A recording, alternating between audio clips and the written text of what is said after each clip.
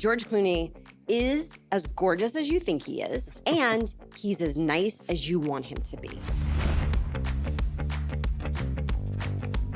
Hello there. I'm Joe Ruggiero, and welcome to my podcast, Inspired, and the people who inspire me. Well, you're in for a treat today. Transitions are easy if I'm just moving into something I'm interested in. I get these ideas, and I just want to make them happen. This gal has determination. She was on Hallmark. She was on the ER, Father Murphy. I've been waiting to die my whole career. I even practiced dying. I think you're really going to enjoy this interview. So, without further ado, Kellie Martin. Hi, guys. So tell me about Baywatch. Baywatch. Ooh, I like how we're starting with Baywatch. So I was in the pilot episode of Baywatch, by the way. Not many people know this. You really have to go to IMDb and look deep into my credits in order to... You were a kid. I was 12. Wow. I was a skinny little 12-year-old. And I had to wear a bikini. I don't even know if I had a character name. I might have been Girl on Beach. And my big line was, could you rub suntan oil on my back? That was my line. I'm on my belly in the scene, so I'm like laying on the sand, and I think I say, you can take the strap off. I know. Think about that, guys. Controversial. Yeah, a little controversial. That was not my first thing, though. I mean, I started when I was 7, so that was deep into my career. Father Murphy was my first job. My Aunt Rhonda was a nanny for many years, and she worked for Cliff Robertson's family. She worked for Bob Newhart's family, and then she worked for Michael Landon's family. So she was a nanny to his 2 kids, Shauna and Chris. And I was 7 years old, and I used to get to go over to the very fancy Landon house and hang out with Shauna and Chris. And I think I got Shauna's hand-me-down clothes, and they were very nice. So anyway, one day I was with Shauna, and we were playing with her dolls or something. And I said, I want to be on your dad's show. And she said, okay. And at the time, I thought her dad's show was Little House on the Prairie because that's the show I watched. But I didn't understand that Little House on the Prairie had been canceled for quite a few years. And I was watching the reruns. So she said, okay. And so I expected that was what was going to happen, is I was going to be on with, Half Pint and all the gang.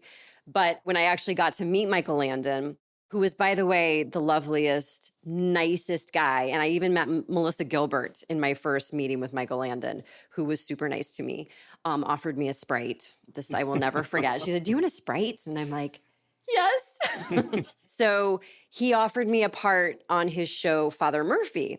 And we got this script, and I said to my mom, no, I don't want to do this. I want to be on Little House. And my mom's like, well, Little House isn't on anymore. And I was like, what? So I was convinced to do my little part on Father Murphy, and it was over after that. I was just hooked. I absolutely loved it. They really embraced my precociousness, and I think I learned everyone's lines in addition to my own. Oh, so yeah, I was the most precocious 7-year-old you ever wanted to meet. And then from that point, you went on to ER? After Father Murphy, I mostly did commercials. I mean, I think I did 50 commercials at least. Mostly they were food commercials because I guess I looked like I liked to eat. So I did brownie commercials. I did Taco Bell commercials. I mean, you name the food, I did that commercial. So that was mostly what I did. And I went to school kind of as a normal kid. Right. With just, here and there, I would go do my one day on a commercial. So it wasn't until I was probably 13-ish that I got onto a series where it was more of a full-time job. Right. And you were nominated. Yes, I was. So Life Goes On was a show. It was on in the early 90s, and it was a show about a family who had a son with Down syndrome. And so I was his sister. I was Becca Thatcher, and I had big red glasses, like big Sally Jesse Raphael glasses. And I did that show for 4 years, and mostly it was a show about this family. But the last 2 seasons, it became a show a little bit more focused on my character, Becca, and my boyfriend, Jesse, who had HIV that turned into AIDS. Oh. So this storyline was incredibly dramatic, as you might imagine. And it was the early 90s when we didn't know much about AIDS. So it was very groundbreaking. And both Chad Lowe played Jesse. Chad Lowe and I were both nominated for an Emmy for our performances, which was pretty cool to be 17 and nominated for an Emmy. I hate to say I peaked at 17, but maybe I did. But it was an incredible show to be a part of, and it ran for 4 years. Those people were incredibly important to me. Patti LuPone played my mom, and she's one of my dearest friends to this day. Yeah. Now, you managed to fit in Yale. Yes. You're a graduate of Yale. Yes. That was hard fought. I might have to tell you guys. I decided I wanted to go where Jodie Foster went to school. I didn't know anything about Yale. Lucky for me, where Jodie Foster went to school is a very good school. Yeah. So from like 9th grade, I decided that's where I wanted to go. And I had a tutor on set. So I didn't go to high school. I was on set for all 4 years of high school. Lil Madare was my tutor. She's the one who got me through high school and to Yale. So I give her an enormous credit for like who I am today. So I told her I wanted to go to Yale, and she kind of made it her goal as well to get me there. I got in, but I had to defer because I was doing a show called Christie, which was a show on CBS, which ran for a season and a half or so. So I entered Yale midway through, like literally I entered in January, and it was probably 20 degrees. I'm an LA girl, and I was thrown into an old Ivy League school that was 20 degrees. And I think I was the first one to get there for that second semester. Right. It was a rude awakening. Let's just be honest. But then you had to leave. I did. So I was at Yale off and on. I did another series called Crisis Center. So I left for a little while to do Crisis Center. And then between my junior and senior year, I left to do ER. I was asked to come on to ER as a new cast member. I think it was their season 4. Maybe season 4 and 5, I think, were the seasons I was on. So they were at their height. I mean, George Clooney was a movie star by this point. Right. Oh, I know. Yeah. And you worked Sony's with him. loving George Clooney. It was the #1 show on television, and I had to pretty much just jump on that train, which I have to say was an honor, but it was the hardest job I've ever had. But they killed you off. They did kill me. And it's the first time I've ever died. I actually, I've been waiting to die my whole career. I even practiced dying. I'd be like, hey, mom, shoot me, and she'd pretend to shoot me. And I'd be like, oh. So finally, I got stabbed, and I died over 2 episodes. Whoa. It was a long death. I died of a pulmonary embolism, which I diagnosed because I was a med student. I knew what I had, which was also very heartbreaking. So yeah, I want to tell you guys about George Clooney, though, really quick before we leave ER. So George Clooney is as gorgeous as you think he is, and he's as nice as you want him to be. Like the loveliest person who's been an actor forever. And in between scenes, he'd go play basketball with the Grips. He's that guy. He didn't learn his lines, so he'd write his lines on the bed sheets of the patients that he was supposedly treating. He'd also write them on a clipboard. He was never without a clipboard. If you guys watch old reruns of ER, you will notice this. And all his dialogue is written on that clipboard. The greatest guy you will ever meet. So there's that. Okay, so I got killed off of ER, which was a horrible, ER was a very difficult experience for me. I did not enjoy it. It's maybe my least favorite job. Oh. It was just really difficult for a lot of reasons. I had just lost my sister. She died when she was 19, and I started ER a week after that. So that was horrible. I also had to say the most horrible words because I was a med student. So the one I had to say in my first episode was glomerulonephritis. Don't know if anybody here has had that, but it's not a fun word to say. So I'd have these monologues that they'd write me full of medical jargon. I did not enjoy this job. So anyway, they killed me off, and I was like, okay, I don't want to be an actress anymore. I don't like this anymore. So I decided to go back to Yale. But I had been gone long enough that I had to reapply.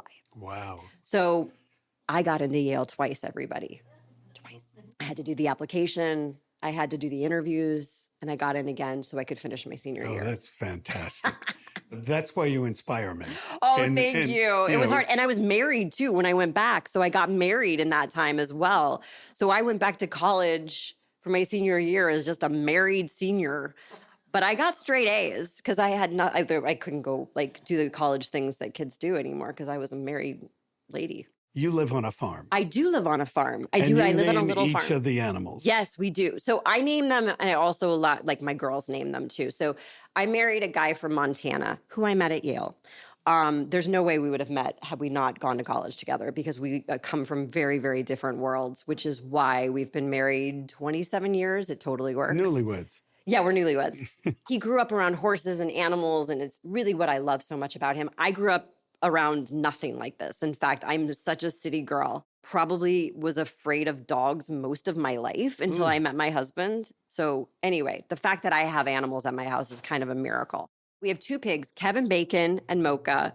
We have 6 chickens, a rooster named Henry VIII, and 5 girls, 5 of his hens. You call golden The Golden Girls. Girls, yes. Yeah. So we have Sophia, Blanche, Dorothy, and Rose. And then we have Hey Hey, who's named after the character from Moana. So I named the Golden Girls. My 10-year-old named Hey Hey. Oh. Kevin Bacon actually came to us named the pig. And then we have 11 goats, which are all named by my 10-year-old. Marshmallow, Muffin, Aunt Hazel, Churro. Like they're all food. But we don't eat our animals, just to be clear. They're just pets. And then we have 4 sheep. And you have horses too. And we actually just recently lost our horses. We did have 2. The last time I spoke to you, we did have horses. So we had 2 horses who were maybe 35 years old each. So we were just basically like letting them live out their last horsey years. They were just horses that stood around and were glorious in their day. One was a cutting horse and the other one was a polo pony. Evita came to us with that name. She's not named after Patty. And Little Miss Squatty Body was the other horse. And then we have 4 sheep, a giant tortoise. Oh, they live forever. They do. He came with the house, the tortoise did. Oh. So the tortoise is like 25 years old. Gosh. And he's the boss. And it's his house. So when we move out, the next owner will have to take over care of Rafi, the tortoise, because it's his house. He's going to live way past all of us. So one thing that I thought was most amazing is that your mother wasn't a stage mother, but she was always with you in your younger years. Yes.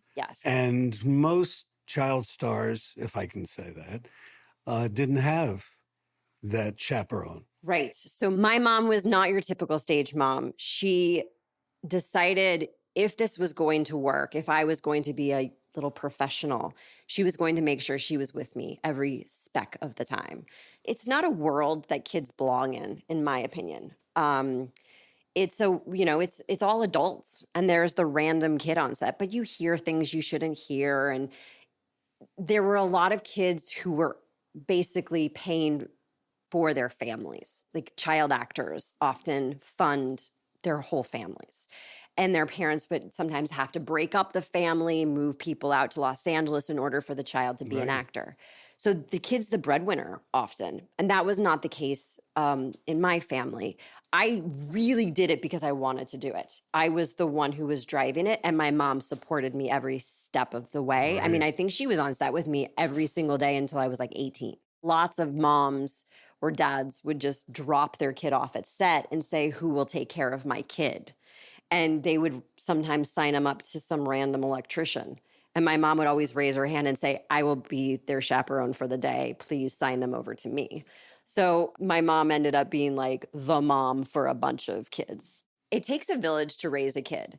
And to raise a kid who's a professional actor from the time they're 7, you couldn't do that without someone like my mom who was there every step of the way supporting me. I think the only thing that she was kind of not supportive of was me leaving to go away to college. She questioned me hard on that because it was really stepping away from a very successful career, which I wanted to do because I knew as a person, I didn't want to do this forever.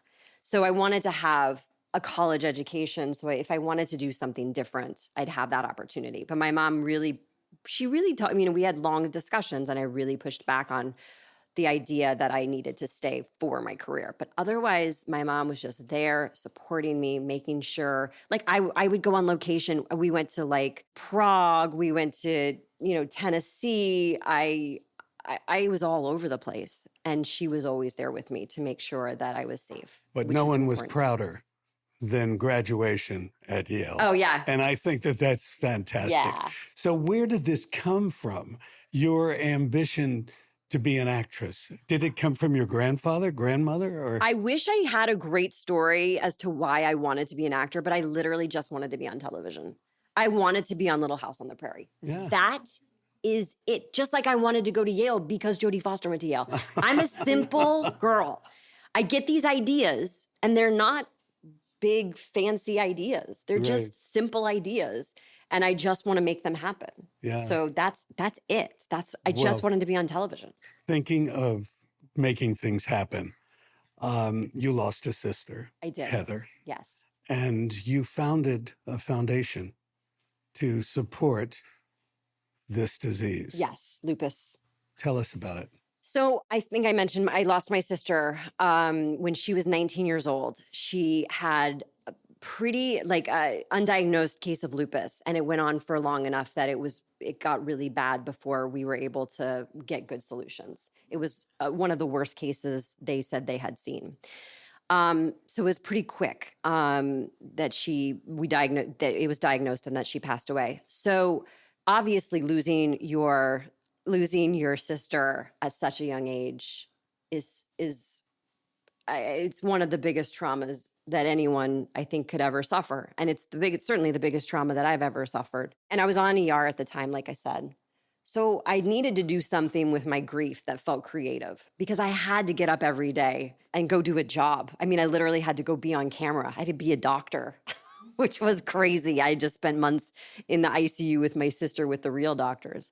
So I ended up becoming the spokesperson for an autoimmune association, which basically, I didn't want to just do lupus because lupus research is aided by all the research that goes along with other autoimmune diseases. So, I had one of my college roommates had scleroderma. I had lots of friends who have had rheumatoid arthritis. So I knew I wanted to do more than just speak for lupus because I felt like we could make a real difference if we combined them all together. So I was a spokesperson for the Autoimmune Association for many years, many years. I went on Good Morning America, The View, like all of that, talking about my experience with autoimmune disease. Then my husband, Yale, Yale they always want your money, as an alum. They come look for you. They're like, come give us money. That's the hitch. Yeah, exactly. So we wanted to do something that felt appropriate and meaningful when we gave money to Yale. So we worked with the Yale School of Medicine, and we actually fund a specific lab that is doing research on lupus. So my husband and I fund the students, the grad students and the fellows who are researching lupus because autoimmune disease is such an under-researched category of disease.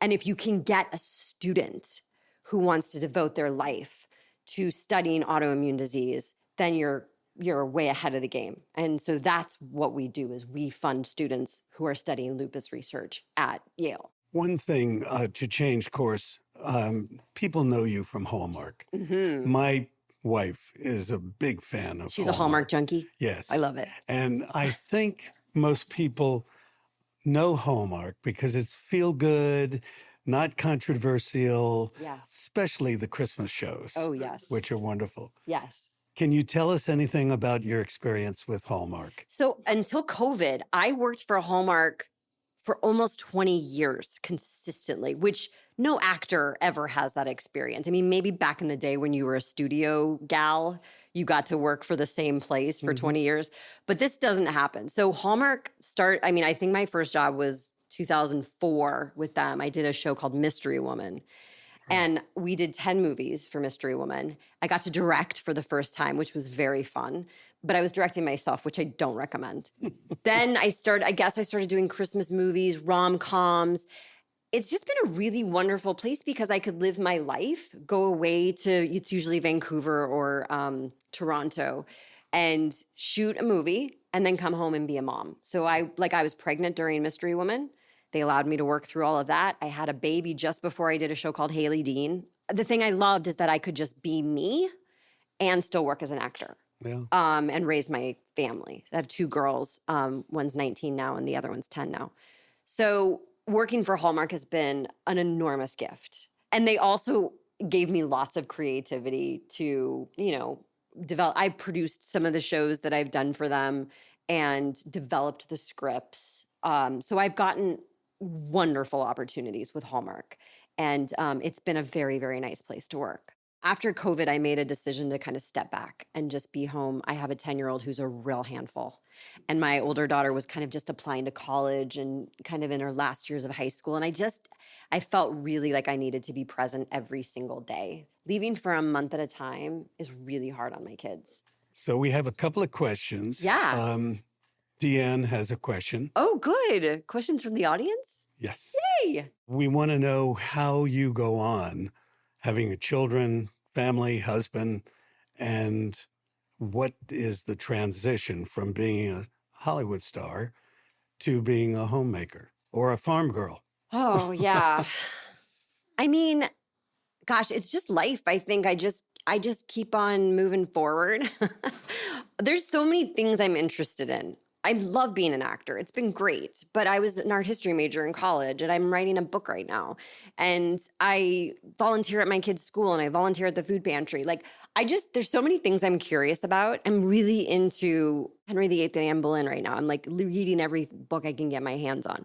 That's just me. So I feel like transitions are easy if I'm just moving into something I'm interested in. Yeah. I will say being a mom was not an easy transition. I am not a natural mother. I'm really not.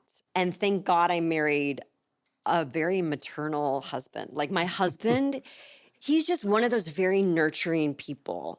He really is. He's calm. He's patient. Well, he had a ranch in Montana. He's a rancher. Yeah. No, I mean, he still has a ranch. He's a cattle rancher. Yeah. He loves to raise things that are alive. Right. Literally, that's what he likes to do. So children are just he loves kids. I never understood children. Babies terrify me. So I just wasn't a natural mom. So I guess with the transition to becoming a mom, it really was eased by my husband because he was very hands-on, thank God. Thank God. I didn't even want to hold the baby. I was I'm afraid I'm going to break this baby. Yeah. So, that's the way I was. Right? They're scary. So I really feel she's 19 now, my first baby, Maggie. I call her my guru because I feel like she taught me things. She's always teaching me, okay, now it's time to do this. Now it's time to do that. So I've kind of followed her lead in a lot of ways, which has been really interesting. So, but my little one, I can't even tell you, maybe she's just like me, which is why I find her incredibly difficult to mother. She's a handful. And she's really smart. And she thinks she's smarter than me. Does she want to be an actress? No, God, no. Oh. But she might be smarter than me at 10 years old. So I have my work cut out for me. She's not even a teenager yet. And I'm like, oh, Lord. How do you feel about the state of your art, Hollywood, today? Because there are so many ways of distribution. Is it confusing or? Okay, so I am an analog girl. I don't like things that move too fast. I mean, I started in 1982 making movies. So that was back, I literally got my first job at MGM with the lions out front, Michael Landon. People wore pancake makeup and there were big giant cameras and, it was old school filmmaking. It hadn't changed since Alfred Hitchcock was making films when I started. Yeah. So the technological change that has happened is exciting and amazing and all those things. However, I am old school. I really do feel yes, there's so much content. There's so many ways to watch things and you can watch things when you want to watch things. And I know my 19-year-old thinks that that's great. I do think there's something to be said for Thursday night at 9:00, sitting down and watching your favorite television show. I like the idea of appointment television because you kind of... Too. You turn off everything else and you really pay attention to watching a show. I feel like we multitask now. I mean, I fold my laundry while I watch Ted Lasso. I'm bummed by a lot of the technological advances. If I didn't have to have a smartphone, I wouldn't. It's just because I'm a mom. but I'm keeping technology away from my 10-year-old as long as I possibly can. So I'm disappointed in a lot of the advancements. I think there's a lot of amazing things about what we have now. I also don't want everything to be consolidated. I mean, the idea that Warner Brothers is about to get bought by Paramount and those guys really upsets me, because I went to high school at Warner Brothers and I don't want it to change. Like, it's beautiful. And it's this old soundstage, like it's this old lot. Well, I'm fascinated by Warner Brothers because I belong to the Calabasas Country Club, which is the old Warner Ranch, where they filmed so many of the movies that we enjoy as classics. Yes. And I walk on that ground like it's hallowed. It's hallowed ground. Yeah.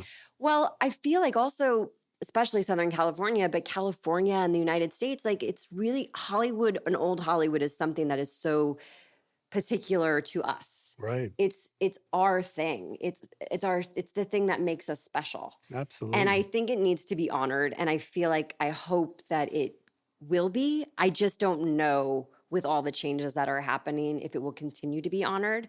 But people like Christopher Nolan and his ilk are really trying to make sure that it is. So hopefully it will continue to be honored in the way, and, made to feel that it is the important art form that, it deserves to be recognized as. Okay. Well, I just want to say thank you so much. Oh, this is my pleasure. For sharing your personality. Super weird life. Thank you. Thank you. Thanks.